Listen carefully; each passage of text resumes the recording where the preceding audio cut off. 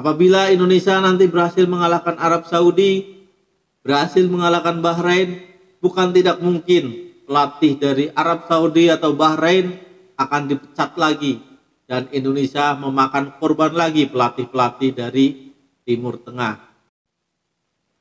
Halo sahabat Sport News Indonesia, kembali lagi di channel Sport News Indonesia. Ya, timnas Indonesia ketika berhadapan dengan tim-tim dari negara Timur Tengah selalu membuat kejutan. Bahkan tak jarang dari pelatih-pelatih dari negara Timur Tengah menjadi korban dari keganasan timnas Indonesia. Ya, pelatih-pelatih dari tim Timur Tengah itu selalu dipecat oleh federasi setempat ketika timnas mereka kalah dari timnas Indonesia. Berikut mari kita bahas tentang beberapa pelatih yang dipecat oleh federasi setempat karena kalah dari timnas Indonesia. Ya, Indonesia tercatat sudah 68 atau 69 kali berhadapan dengan tim-tim dari negara Timur Tengah. Memang Indonesia selalu kesulitan ya ketika berhadapan dengan tim-tim Timur Tengah. Tercatat Indonesia 13 kali menang, 15 kali seri dan 40 kali kalah, di mana 26 pertandingannya berlangsung di Indonesia. Di Jakarta 23 kali, Bandung, Solo, dan di Manado sekali. Terakhir tentu yang masih kita ingat adalah ketika kita mengalahkan timnas Kuwait 2-1 ya di kandang mereka di Kuwait sana. Ketika itu membawa timnas Indonesia lolos ke putaran final Piala Asia 2023 yang dilaksanakan di tahun 2024 kemarin bulan Januari. Sebelumnya kita juga pernah mengalahkan Palestina ya 4-1 kala itu di Solo ya di pertandingan persahabatan. Juga yang pengalaman buruknya juga kita pernah dikalahkan oleh Bahrain 10-0 dan itu menjadi sejarah kekalahan terbesar timnas Indonesia. Dengan tim manapun Indonesia kalah terbesar, kekalahan terbesarnya adalah saat mengalami kekalahan besar lawan Bahrain. Oke, mari kita bahas tentang pelatih-pelatih yang dipecat gara-gara kalah dari timnas Indonesia.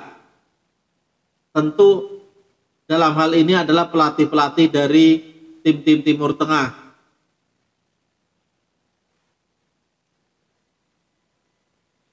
Yang pertama adalah Damien Hertog.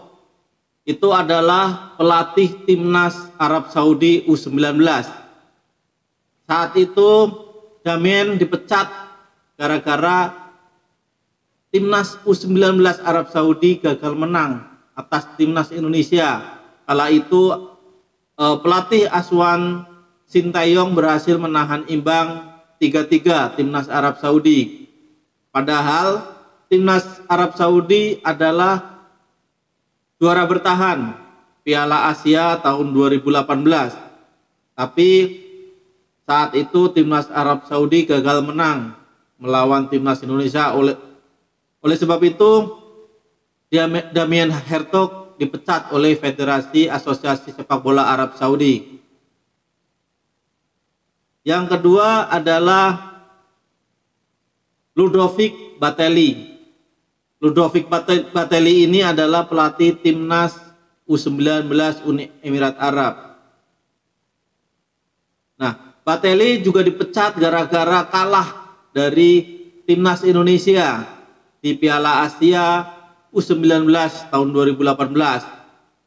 Kala itu Uni Emirat Arab dikalahkan oleh timnas Indonesia dengan skor 1-0.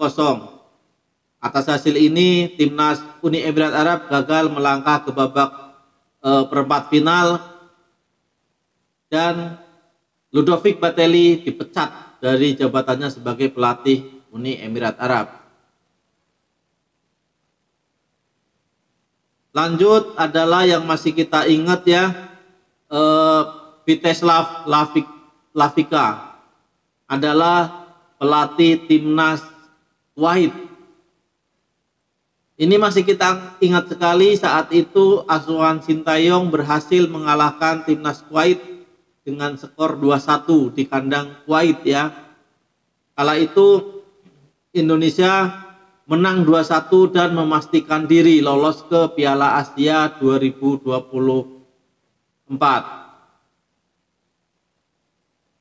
Atas hasil ini, Vítězslav Hlavička dipecat dari jabatannya setelah gagal membawa Kuwait lolos ke putaran final Piala Asia 2024 karena kalah bersaing dengan timnas Indonesia dan timnas Australia. Lanjut, yang keempat adalah yang kita masih sangat ingat ya, masih hangat di ingatan kita adalah Philippe Trousseur. Philippe Trousseur ini selain melatih timnas Vietnam, ternyata dulu adalah pelatih timnas Qatar. Dan pada saat melatih timnas Qatar, tepatnya tahun 2004 ya, Philippe Trousseur kalah dari timnas Indonesia dengan skor 2-1 lewat gol Budi Sudarsono dan Ponerio Astaman. Atas hasil inilah Philippe Trousseur dipecat dari jabatannya setelah gagal lolos dari fase grup Piala Asia 2004 dulu. Philippe Trousseur dipecat, salah satunya karena kalah dari timnas Indonesia. Nah, dari sejarah inilah kita boleh berharap kalau nanti timnas Indonesia mampu membuat kejutan dengan mengalahkan tim-tim dari Timur Tengah, khususnya Arab Saudi dan Bahrain yang satu grup dengan timnas Indonesia di babak ketiga kualifikasi Piala Dunia 2026. Apabila Indonesia nanti berhasil mengalahkan Arab Saudi, berhasil mengalahkan Bahrain, bukan tidak mungkin pelatih dari Arab Saudi atau Bahrain akan dipecat lagi dan Indonesia memakan korban lagi pelatih-pelatih dari Timur Tengah. Semoga kita berharap Indonesia mampu mengalahkan Arab Saudi di kandang Arab Saudi pada tanggal 6 September 2024 sehingga Roberto Mancini juga nanti didepak dari jabatannya sebagai kepala pelatih tim nasional Arab Saudi. Ya, mari kita doakan semoga Indonesia mampu mengalahkan timnas Arab Saudi. Karena secara histori memang Indonesia belum pernah mengalahkan timnas Arab Saudi ya, tetapi Indonesia yang sekarang adalah Indonesia yang sudah berbeda. Arab Saudi sekarang juga Arab Saudi yang sudah berbeda. Arab Saudi tidak seperti Arab Saudi tahun 90-an yang begitu perkasa di zona Asia. Indonesia bukanlah Indonesia yang tahun 2010-an yang begitu merana, begitu rapuh pertahanannya. Bahkan sampai bisa dikalahkan oleh Bahrain 10-0. Indonesia sekarang adalah Indonesia yang pertahanannya sangat kuat, diisi oleh pemain-pemain muda potensial seperti Jay Itzes, Justin Hapner, Nathan Joaon, Rizky Ridho, dan lain-lain. Indonesia adalah Indonesia yang lebih kuat sekarang, dan Indonesia sekarang bisa menghancurkan timnas Arab Saudi. Mari kita tunggu, mari kita doakan, semoga Indonesia bisa.